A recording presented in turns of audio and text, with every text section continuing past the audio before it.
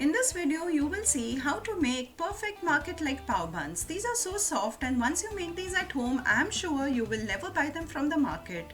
I must say the aroma of freshly baked bread at home is just awesome. I'm going to share all the tips and tricks to make this perfect pav buns at home. I will open one and show you. It is so soft, spongy and perfect to be made or eaten as vada pav or pav bhaji or cut vada at home.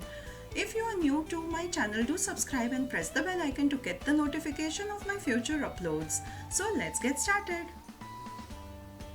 Here I've taken 2.5 cups of all-purpose flour with a standard measuring cup.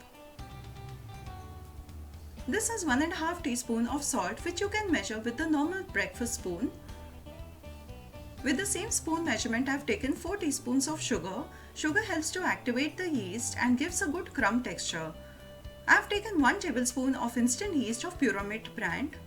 The quantity of water is very important in pav making. This is 200 ml of lukewarm water. It is important to activate the yeast, so I will take it in a bowl and add only half the quantity of sugar. The reason to which I will explain further in the video. To this add little water and mix it well. Here I have used about 50 ml of water.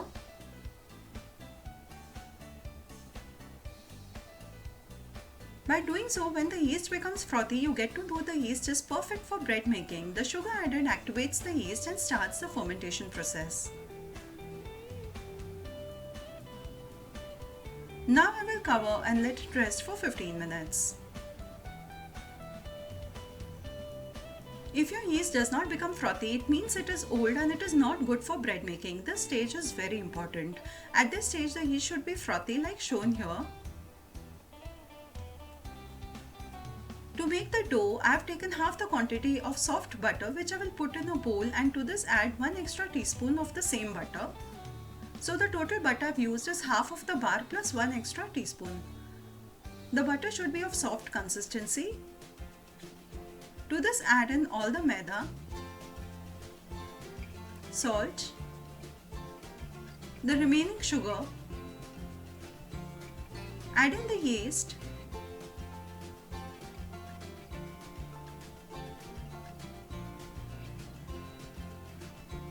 and all the remaining water. Here I am adding in 1 tablespoon of milk. I will add more milk and water after some time. Once the dough is mixed well, at this stage I am going to leave it for 10 minutes. This process is called autolyse. And this process is very important to get a better bread texture. Here I am going to add 3 tablespoons of milk after 10 minutes. And start kneading it again. Here I am going to add in 50 ml of more water. So the total water used is 250 ml. This dough will be very sticky, and by kneading it continuously you need to make it almost non-sticky. After everything is mixed, I am going to transfer the dough to the kitchen platform for kneading it thoroughly.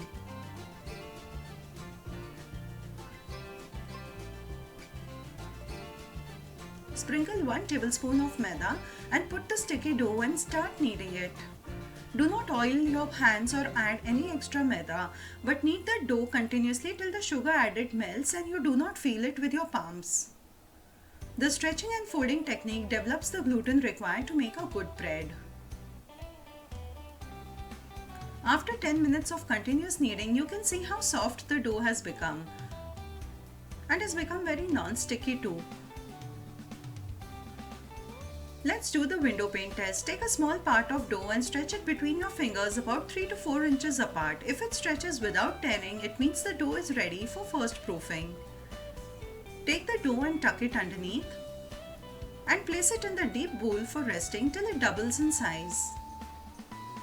Apply little oil on top so that it doesn't dry up. Cover and place it in the cupboard for at least 2 hours, and this time will vary depending upon the weather conditions and the yeast that you have used. It took 2.5 hours for this dough to double in volume. Just see how perfect it looks. Grease your palms and start kneading it again for 3 to 4 minutes. And back to the kitchen platform, as it is easier to stretch the dough. Here you can see the dough is very loose and soft.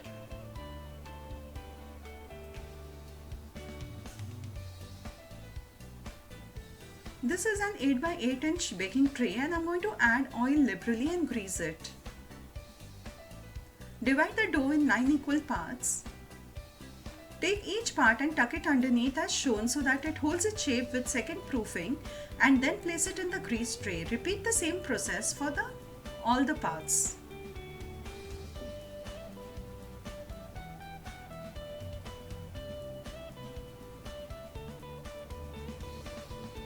And once this is done, cover and let it rest for another 1 to 2 hours till they double in size. Apply oil so that it does not dry up and cover with a cotton cloth. After 2 hours, you can see the dough again has doubled in size and now it is ready for baking. I'll put this in the preheated oven and bake it at 180 degrees Celsius for 40 minutes. I've placed it in the middle rack and I've kept both the heating rods on, and I will bake it at 180 degrees Celsius for 40 minutes. This time may vary depending upon the oven that you are using.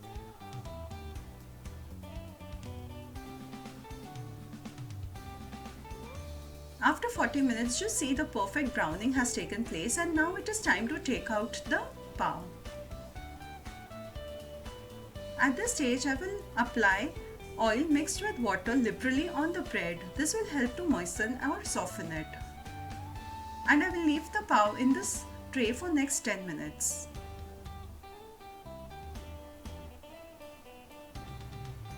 After 10 minutes, you can see the pav has absorbed in all the oil, and I want to loosen it from the sides with the back of the knife. Take care not to use the sharp edge, otherwise it will spoil your tray. And here we go, let's flip it. And here our perfect laddi pav is ready. Doesn't this look like bought from the market? It is so soft and it's a real pleasure to bake your own bread and enjoy it, especially as this is made in complete hygienic conditions and has a personal touch too.